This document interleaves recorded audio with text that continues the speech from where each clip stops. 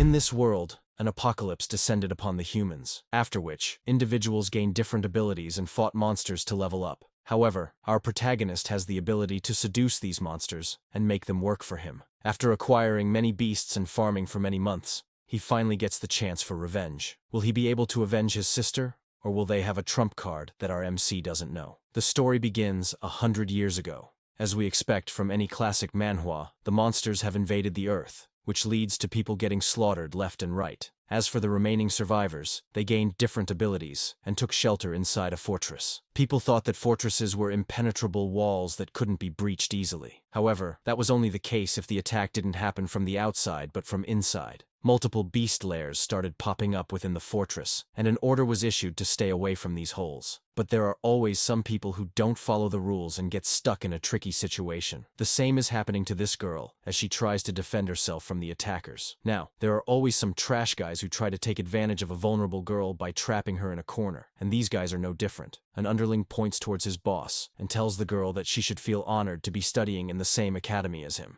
He proclaims that their brother Kai is quite merciful. Noble Kai calls the girl slut and offers her two choices. Either she gets molested by him here, or she jumps into the abyss. The girl lashes out at the filthy pervert and says he's the lowest of lowest scum. She doesn't want to help him trick her friend into the same trap as her. Kai laughs at her refusal and says another girl refused to help him, so he threw her down the same hole. One way or another, he'll get the girl Lin Ling to marry him. To push her into a tighter spot, he has even thrown her brother in jail. Seeing the almost naked body up close, this loser gets turned on. He tells her to be a good girl, and if she appeals to his taste, then he might spare her from the abyss. The girl backs away, but soon realizes that she has almost reached the end of the hole. The abyss is dark, and from within that darkness, a sound comes. The underlings shiver in fear and wonder what that sound was. Suddenly, a menacing beast starts climbing its way up. When the beast reaches the top, the losers feel the overwhelming presence of the Class B monster. The Class B monsters here are no joke, as they can easily kill awakened individuals. And for these losers, it has to be their worst day ever. The underlings start running away frantically while their boss cowers behind the girl in fear. The dude is so freaked out that he offers the girl instead of himself, insisting that her tender skin would taste better. However, the monster doesn't have an interest in girls, but in the people who cower in front of him. With a powerful smash,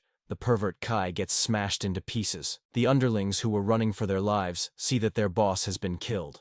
One dude tries informing the awakeners about a monster showing up suddenly. As these guys were running away, they saw a shadowy figure appear from behind. In the very next panel, two underlings get crushed by the monster's weight. The last guy soon joins his comrades as the monster lifts him and rips him into pieces. As for the girl, she slumps down in fear as she watches the onslaught. The next moment, the monster approaches the girl, and the girl thinks it's better to die at the hands of the monster rather than being molested by people. As the girl was expecting her impending doom, the monster simply walked past her. The monster jumps away from her, and the girl wonders how this miracle happened. The monster lands on a building and leaves his mark, as he continues to his master. On hearing the news of his son's death, the father slams the table in his office. He reprimands the school authorities for their lack of security. Both in charge bow in front of him and beg for an apology. Since they didn't detect any monster climbing up from the abyss, they weren't able to take any measures. The girl says that the bone-faced beast might have sneaked in from outside. This makes the father angrier, and he asks if this monster was lying low, just so that he can ambush his son. He calls this nonsense. As far as they know, the bone-faced beasts have less intelligence than birds. The father tells the authorities to kill whoever murdered his son. It doesn't matter whether they are human or a monster.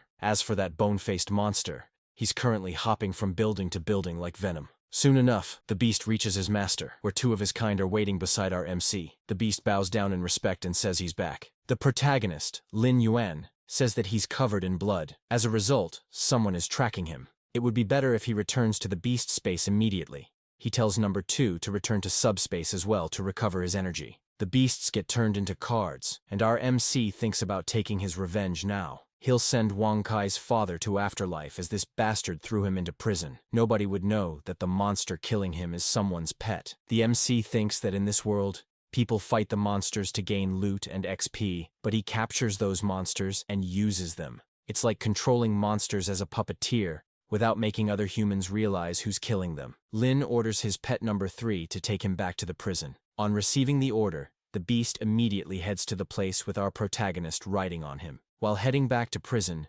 Yuan thinks that the bone-faced beast is the strongest monster he has captured so far, and he has 3 in total. Not only that, they are capable of killing ability users and beginner awakeners. However, in a vast world like this, there are many possibilities and variables to calculate. Soon enough, the MC reaches the prison, and he turns his monster back into card form. Yuan looks ahead, and thinks that his current priority would be to get out the prison legally. He flicks another card, and tells it to take care of things for now. The monster is revealed to be a multi-eyed demon who loves wearing provocative clothing. The scene shifts to our protagonist's sister, Lin Ling. She's going to meet with Wang Kai to accept the marriage proposal. If she does this, then her brother will be freed from prison. However, Ling's friend tries to stop her, insisting that there could be another way to this. Ling says that it's useless, as there has been no prey that escapes their grasp. The Wang clan holds enormous power in the fortress, and they have a 9th-tier ability user on their side. As Ling was thinking through all this, she unconsciously reached the place. However, what surprises her is why so many people are gathered here. Ling looks ahead, and sees that the people are holding a mourning for the dead. The dead person is none other than Wang Kai, who our protagonist killed recently. Ling's friend remains baffled by this revelation. She couldn't believe her eyes that Wang Kai is dead, even though their family hold tremendous power. Ling cries tears of happiness as that wicked person has finally paid for his evil deeds. She couldn't feel more elated and must tell this to her brother. Suddenly, a person interrupts their pleasurable moment and asks if they are mourning for his son. This guy with a clearly shitty personality says that Wang Kai chose the right fiancé. It's sad that he's gone, but that promise still holds. Ling nervously asks if they will free her brother then. The man replies, of course he'll free her brother. A word from his mouth and all his crimes would disappear in an instant. However, she'll have to fulfill her promise and marry his son. Ling's friend asks what he means by that. His son is already dead. He replies he knows that very well. However, his son must be feeling lonely below, so his fiancée will have to marry him in a ghost wedding. Ling's friend calls the man's taste weird and claims it to be downright absurd. Asking a living being to wed the dead is an unforgivable crime. However, Ling remains serious and asks if they will free her brother then. The man tells her to get buried along with his son in a ghost wedding, and then he'll free her brother. If she refuses the offer, then people who would be buried along with his son would be her brother and father. Ling's friend calls this insane. She tells Ling not to listen to him, and at all costs, she shouldn't agree to him. However, Ling agrees to the condition and feels helpless in front of those in power. Later on, the father calls someone into his secret chamber. The 9th-tier user, Yan, asks his father if he should kill every enemy that hurt his little brother. While he's at the job, should he also kill every commoner girl that he toyed with? He asks if the Lin family should be spared, as Ling has accepted the ghost wedding. The father replies that he will spare Ling's sins, but all the suspects must die. He could start this by taking care of her brother in prison, and after the wedding, he can kill her father as well. Yan says that he'll arrange everything for her brother to die in prison. He'll make it look like an accident. During the nighttime, the cells begin to open at the prison. All the inmates get out of their cells to do a job they are told about. An inmate asks if everyone knows who the target is. They have to make it appear that a brawl occurred, and then he died. Other inmates laugh maliciously and agree to it. The person takes the charge forward and says they will crush this ant today. As for our protagonist, he's currently reading a book with no care. Yuan's cellmate points to the unlocked cell and says everyone is coming to kill him. He overheard their conversation earlier, so it's better for him to run away now. Yuan acts cool and asks why he should run. The man asks if he doesn't understand how dangerous things are right now. Those thugs don't leave their target alive, so he should swallow his pride and run away now. Yuan says this is quite interesting. Those thugs think they can take his life if they enter his cell. The inmates bring out various weapons, ranging from crowbars to knives. The leader tells them to hurry up and kill that bastard before the guards return. Yuan's cellmate says that those guys are coming. However, the sound of footsteps stops suddenly, and the confused cellmate wonders what happened. Yuan casually closes his book and says he'll take a look now. Once they go outside, all the inmates get bound by strings. The female monster that Yuan left earlier uses her strings to cut through the thugs. The scene turns into a complete bloodbath, as multiple body parts start flying in the air. Yuan's cellmate remains shocked and wonders if he's witnessing Asura's hell. He becomes curious about this kid's identity. Our protagonist thinks that in this apocalyptic world, everything has gone to a mess. If nobody offends him, then he offends none. If anyone dares to offend him, then he'll eradicate their complete bloodline. Later on, the scene shifts to the warden's office. A butler sent in by Wang clan asks if they can guarantee Yuan's head. The warden replies that Yuan is weak and helpless. He would be toyed till death by the prison inmates. The butler chuckles and says it's quite good news. He would like to have Yuan's head as a gift for the ghost marriage. The deputy warden suddenly starts feeling uneasy and says that something is approaching from outside. The butler asks if the prisoners are in a rush to bring Yuan's head. Something doesn't feel right to him as well. The warden boasts his confidence about the door, which can't be broken even by a tank. He tells the butler to relax and have a smoke. Suddenly, a hand bursts through the highly shielded door. This takes everyone by surprise. Soon enough, the door gets wrecked completely, and our protagonist enters inside,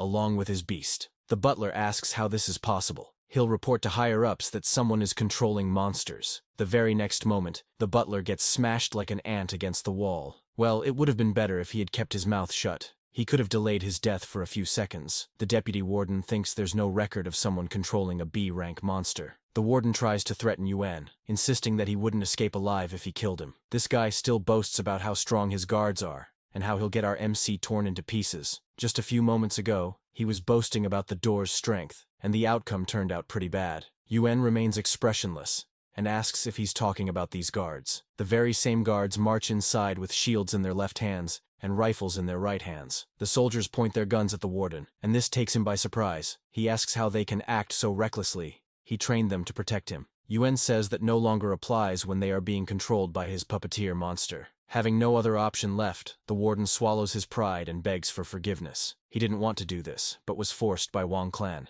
Yuan asks if that's the case, then he'll make things simple for him. All he has to do is hand over his authority chip. The warden reluctantly takes out the chip and says, "This thing won't be of much use to an almighty like him." Yuan says that it shouldn't be his concern what he does with it. With a snap of Yuan's finger, the guards aim their guns at the warden. The warden asks how he can do this. The bullets pierce through the warden's body, not giving him a chance to utter any useless words. Our MC proclaims that his logic is simple. He only talked about taking over the chip, but nothing about sparing his life. For now, he has some plans for the warden authority. He hands over the chip to the deputy girl and says she'll be the new warden from now on. The girl takes the chip and asks if she doesn't have to die. Yuan then goes on to state rules and regulations, and how her becoming a warden is equally eligible. However, the promotion does come at a cost, and that is, she'll have to become his subordinate. For that, she has to swallow this egg. The girl looks at the egg questioningly, but decides to eat it for the greater good of living. Yuan congratulates her on becoming warden. He'll allow her to keep her own will as long as she obeys his order. The girl bows down and says this prison has now become his territory. She proclaims that the master must have long-term plans for taking control of this prison.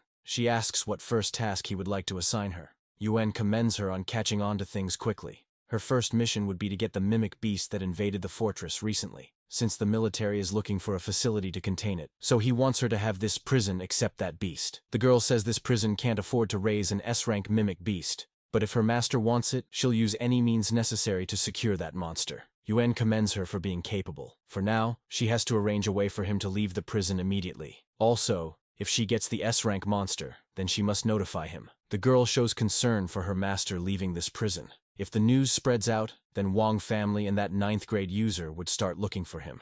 If he stays hidden in the prison, it would be much safer. Yuan gives a smile and says, hiding is pointless. He'll be the one to strike the Wang clan first. Later on, our protagonist goes to the training hall to set his next plan in motion. He casually walks inside the hall, and some people gossip as to why that person came here after getting out of prison. The other guy asks if he's clueless about his sister's wedding, which will happen today. He could be the type of guy who likes to hide as a coward. Another guy speculates that he might have come here to ask the headmaster for help, but still, the headmaster wouldn't dare to offend a noble family. More gossip goes around our MC as to how much of a loner he is, and he isn't strong enough. So, that's why nobody wants to help him. However, our protagonist doesn't mind the baseless rumors and proceeds to meet a guy. The guy, on seeing Yuan, calls him senior and asks why he's here.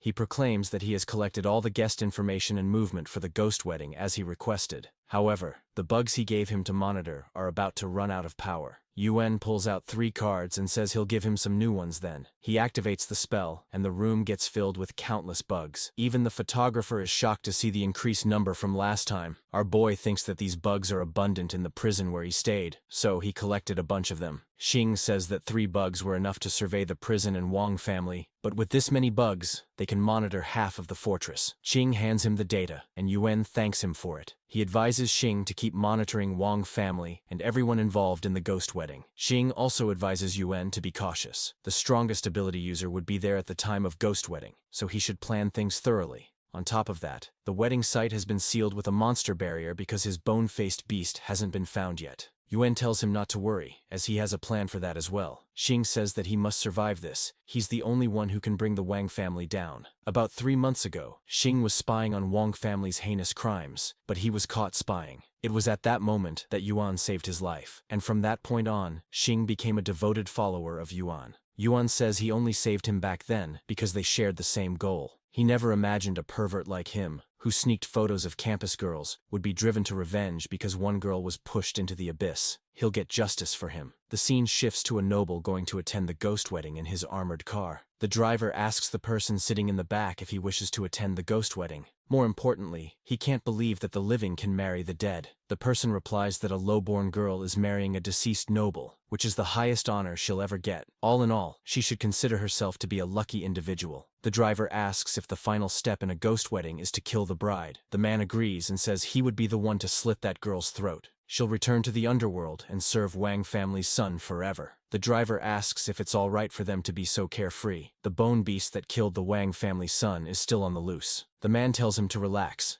as the car they are currently traveling in can easily withstand tank attacks. Even if a beast shows up, it won't be able to break through the armor. Speak of the devil, the bone beast did show up, and with just one hand it stops the car. The monster lets out a roar and the driver says that the beast is here. The man simply chuckles and tells the driver to stay calm. Even if this beast attacks the car, it can only drain 50% of the defense, so he should shake the monster off and drive like nothing happened. However, the very next moment, 2 more beast monsters show up at the party, and they bind the car down from all sides. The man who was acting calm and cool immediately got horrified. He asks how there can be 3 when the report said it was only 1. The protagonist simply watches the scene unfold from the cliff and orders his monsters to attack them. With the brutal onslaught from all the beasts, the car's defense starts dropping rapidly. Soon enough, the car gives in to the attacks and breaks into pieces. A beast lifts the man for his master. With the man drifting into unconsciousness, he sees someone approaching him. The man asks to be saved, and in return, he'll give him a huge reward. However, Yuan takes the man's knife and asks if it's meant for the ghost wedding. The man begs for mercy, but our MC doesn't show any mercy and kills him. The man falls dead, and Yuan pulls out a card from his collection. This time, it's a shadow cloning card, and the monster starts absorbing the man's corpse. The life essence of the man starts getting sucked out, and Yuan acquires the man's drip through the technique. He thinks that this skill usually lasts for 2 hours, which he believes would be more than enough time. Now, he'll be the one attending this meeting to fulfill the ghost marriage pact. At the place of ceremony, many nobles gather for the event. Some heard that the bride is quite beautiful, while others think that commoners are playthings for elites. A guy says that Wang clan's sun killer is still roaming around freely, and asks if they will show up here as well. The second tells him to be at ease, as the strongest awakeners are at this place. Even if the culprit dares to show up, he won't make it out alive from here. As the 2 men were talking, a giant thing smashes to the ground next to them. The people behind these are the Awakeners squad, who are hired to protect this place, and for the record, they have hunted down a D-class monster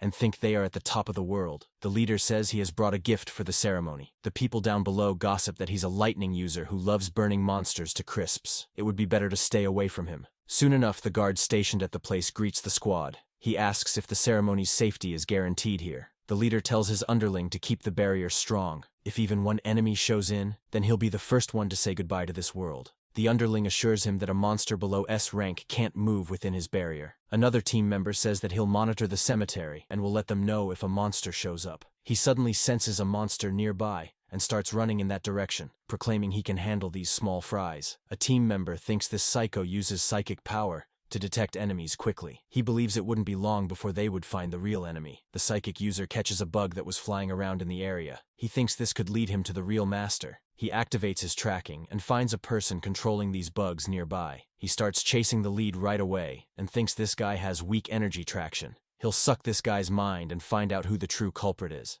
As the psychic user was jumping from roof to roof, the world around him starts changing suddenly. He starts getting poisoned and thinks that someone must have used the virus to counter the psychic user. He couldn't believe that this could be possible, as the guy controlling the bugs is weak. He soon gets impaled into the ground as his brain dies. As for Xing, he used a D-class monster named Hool to kill the psychic user. He thinks that the senior trap worked perfectly, and they caught the observer with it. With this, senior's disguise wouldn't get detected. Soon enough, our protagonist soon arrives at the ceremony in disguise, and the guards welcome him. Right after exiting the vehicle, he asks how they can treat him like this. Even the deceased son's father didn't come to greet him, and instead, they sent a brat like him. The guard apologizes in return, and says that the father is busy at the wedding banquet. He hopes that he can understand it, and he'll soon lead him the way. Ling then proceeds to make his way up, and tells the guard to show him the way to the bride. Other people look at him and think that he looks pissed off. They wonder if the royal family accidentally offended him. In the office room, the squad leader asks why their psychic user hasn't returned. The lackey says that he hasn't received any intel from him,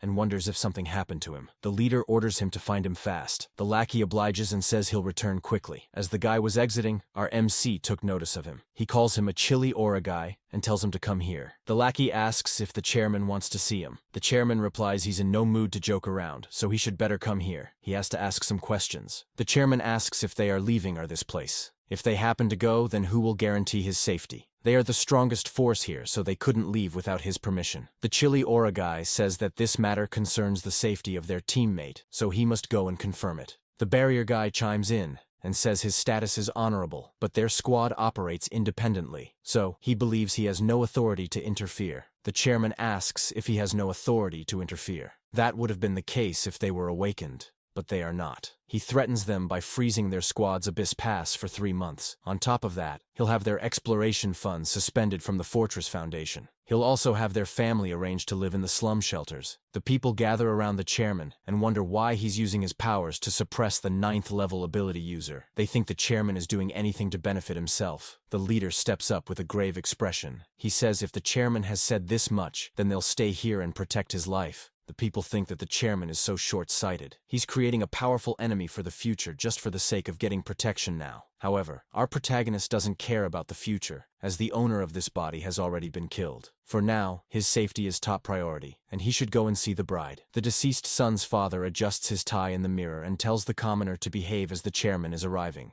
Ling, while dressed for the wedding, says she'll stay obedient as long as he keeps his word and releases his brother. If he breaks the promise, then even death won't save him. The father replies that he never breaks a promise. Once the wedding gets over, he'll release her brother. Soon enough, our MC barges through the door. He calls Ling a little girl and tells her not to worry much. He knows the Wang clan will definitely let her brother go. If they ever break their word, then they won't rest in peace. He asks Principal Wang if doesn't that sound right. The man agrees hesitantly, and Yuan gives a smile. Ling asks if he's the chairman. She hopes he can oversee his brother's safe release once she leaves this world. The chairman replies that it wouldn't be an issue. As the wedding officiant, he'll promise to have his brother released. If not, then he'll send the whole Wang family to hell. He asks Principal Wang if he's allowed to make that promise. Principal Wang once again agrees and thinks that the chairman's acting skills are too real. Ling replies that she only wants her brother to be safe at all costs. Yuan, with eyes of revenge on the wrongdoers, thinks that his sister doesn't have to pay any price. Principal Wang asks the maid to escort the chairman to the VIP washing room. They will begin the ghost marriage in 5 minutes. The girl obliges and asks the chairman to come along with her. As the chairman was following the girl, she suddenly turns back and tells Yuan to run away. She knows that he came here to save his sister, but he's just a 6th level user. Sneaking in here is equivalent to suicide. Yuan asks if she saw through his disguise and even detected his level. He asks if she's a rare psychic user as well. The girl replies that she's a level 3 psychic user. Her ability doesn't matter right now. What matters is that this place is guarded by 5 9th level users. On top of that, Principal Wang has gathered elite graduates to protect this place. At his current level, he can't take them all down. Yuan smiles and says, that's quite a lot of preparations. However, what he's more curious about is why she's here. The girl replies that she simply wants to repay her debt. She was saved by a bone-faced monster who killed the Wang's family son. She knew they would be preparing to kill that monster, so she wasn't able to stand idle. Yuan asks what she is planning to do then. The girl tells him not to worry about it. She'll use her psychic powers to warn him if danger comes. She'll also sacrifice herself to create an escape path for him. Yuan chuckles and asks if she really plans to go that far for a bone-faced monster. The girl replies that he's more than a monster. He saved her life. He's her beacon of light, her supreme faith. As for him, he's just a lowly 6th level user, so he shouldn't talk like that to her savior. Yuan thinks that this girl has quite a temperament. She tells Yuan to go now, as this is his only chance. She'll find a way to create a distraction, and he could sneak away in the meantime. Yuan says that they are out of time here. The door for the ceremony opens, and the people cheer for the chairman. Yuan makes his entry and says that the first step is to introduce the bride. He asks Principal Wang if the bride is ready. Suddenly, a team member of the Abyss Squad tells everyone to wait for a while. He proclaims that they have discovered a cockroach that snuck into this ceremony, and they need to take care of it. The people wonder who that person could be, and how they managed to sneak in with such tight security. Yuan's expression grows serious as he wonders if they have discovered his identity. The lackey proclaims that after doing a full investigation, they found this woman using a fake identity to sneak in. After getting exposed, the girl uses her psychic power to tell Yuan to run away. Her life is doomed, so she'll try to create a distraction here. On the count of 3, she unleashes her psychic burst onto the Abyss Squad member. Suddenly, Yuan comes in front of the man at sonic speed. He kills the lackey by thrusting his knife into him. The girl asks why he didn't run away. The squad leader also takes notice of the murder and says he's not the real chairman. He's a trickster who has been using a disguise ability. Another person asks his motives for sneaking in as the chairman. Yuan swings blood off his blade and says his goal is to eradicate everyone present here. The squad leader says that's quite some confidence for someone who's only at tier 6. On top of that, his ally has exhausted all her power. He can't escape from here, so he should confess his crimes now. Yuan pulls out his cards and says there's no reason for him to escape. From this point onward, he'll begin his revenge. Yuan unleashes loads of cards and says it's game time now. The leader thinks that this guy is trying to use a control type ability, but his attacks are scattered. His magic barriers can easily defend against such useless attacks. Another lackey asks if their psychic user died to something like this. He can easily defend the card by using his barrier's power. However, the very next moment, his fingers get diced off by the card, and his once so confident-looking face hits rock bottom. A guy tells them to watch out for the attack coming from behind. However, his warning is too late, and the barrier guy gets sliced into 2 pieces. Neither the squad leader nor the guard could believe that the card was so fast. Even the girl looks at our MC questioningly, wondering how his psychic power increased to peak tier 9.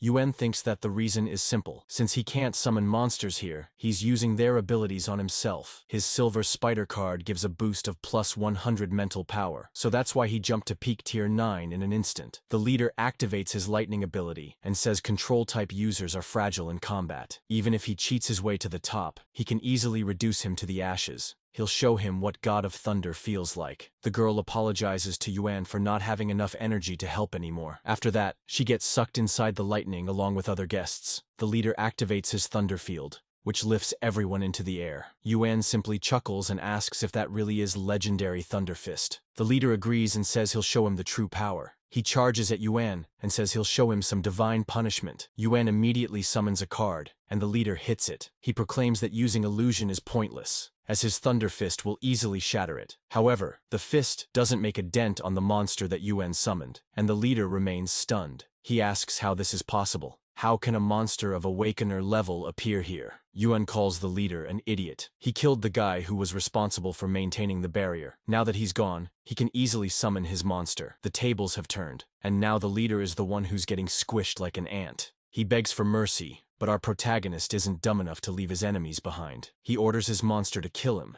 and he crushes the leader in his hand. After a job well done, Yuan calls back his monster to card form. The remaining guy remains stunned by what happened. This guy blames Yuan for killing his brother Kai and asks what his motives are. However, Yuan simply doesn't care about his ranting and saves the girl from falling. Yuan says that he's here to hold a ghost marriage ceremony, and now the wedding will officially begin by slaying the Wang family. Yuan then makes his way to Principal Wang, who has been waiting for quite a while. Yuan simply chuckles and asks if he's so eager to avenge his son. The father proclaims that his son died unjustly at his hands. If he doesn't avenge him, then he isn't worthy to be called a father. He'll bring back justice today. Yuan asks what he will do about the people his son killed, and even now he's forcing the living to marry dead. Is this what he calls justice? Principal Wang, blinded by power, says that commoners are worth less than ants, and ants are nothing but to be squashed underfoot. Burying Ling with his son is the highest grace he's showing to her family. He'll now begin his extermination, and then proceed with ghost marriage. A guy tells his squad to assemble. They are made up of elite students, and he'll soon be surrounded by them. Outside the ceremony place, countless idiots charge toward the palace. Some guys feel cocky and believe this is their time to shine. Wen says that he made his job easier. He wasn't planning to leave anyone alive anyway. So, this saves him time of finding everyone. Wan uses a card, and 2 beasts with instruments get summoned. The leader of the student team wonders what those things are. The beasts start playing the instrument, and a radiant sound surrounds the whole area. The students' souls start getting sucked out of their body, and they start dropping like flies. A girl manages to hold on to the attack, and says these sound waves are capable of wiping out a whole team. She advises her team member to stay within a 10-meter radius of her. The leader tells everyone to gather around the student council presidents, who have the strength of half-awakened individuals. The girl with a protection radius of 10 meters says she'll kill anyone who gets close to her. Another guy with a protection radius of 20 meters talks about not protecting the weak. We then have 2 more guys lined up for the intros, but I simply don't care about giving them screen time here. The strongest member says that soul-sucking beasts have weak physical defense. All they have to do is follow him, and they will kill these monsters. Everyone starts marching forward, and suddenly they wonder why it started snowing. A guy thinks that they are paper coins and tries to catch one.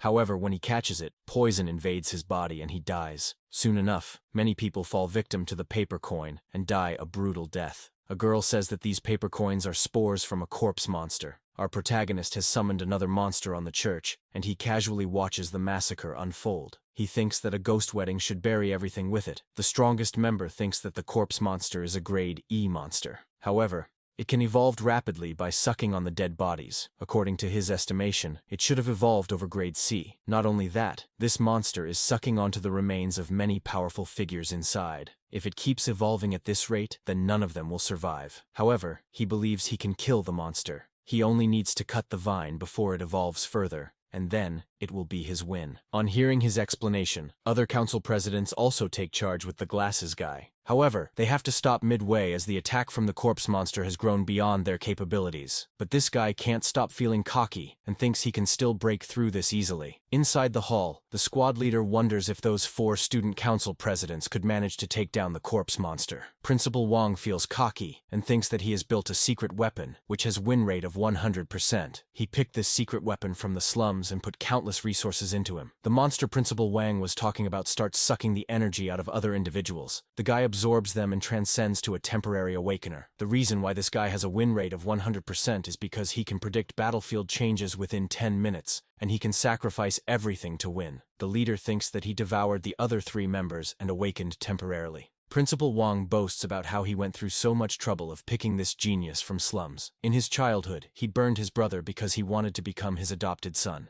The guy says that his ability has sealed off his space, and his bone-faced beast can't break through. His corpse vine needs 3 minutes to evolve, which means this is game over for him. However, the very next moment, a beam of energy pierces through his body. He asks how this is possible. How could his seal be broken? He sees that the corpse monster has evolved, but he couldn't understand how it evolved so rapidly. Yuan says it's simple. He equipped a monster evolution speed card, which increased the growth rate of the corpse monster by 10%. The guy falls dead, and Principal Wang's confidence also plummets to the ground. He asks how he can do this. He killed his biological son, and now his adopted son too. Yuan says his adopted son mattered more to him than his real son. He poured countless resources into him, so that one day his adopted son could help him become the president of the fortress. However, now his trump card is dead, and his family's future is completely ruined. Principal Wong asks about our MC's identity. He doesn't know what Wong family ever did to him, that he's destroying them like this. Soon enough, the disguise skill time gets completed, and Yuan returns to his original body. On seeing Yuan, Principal Wong remains even more baffled. According to the report that he got, he was killed in prison. Yuan says he wrote the death notice himself. Not only that, he has brought him a gift as well. Yuan presents the head of the butler, whom he sent to ensure our protagonist gets killed. Wong says that's his older brother. He asks if he killed him too. The leader, who was waiting patiently, suddenly springs into action. He proclaims about taking down our MC even if it costs his life.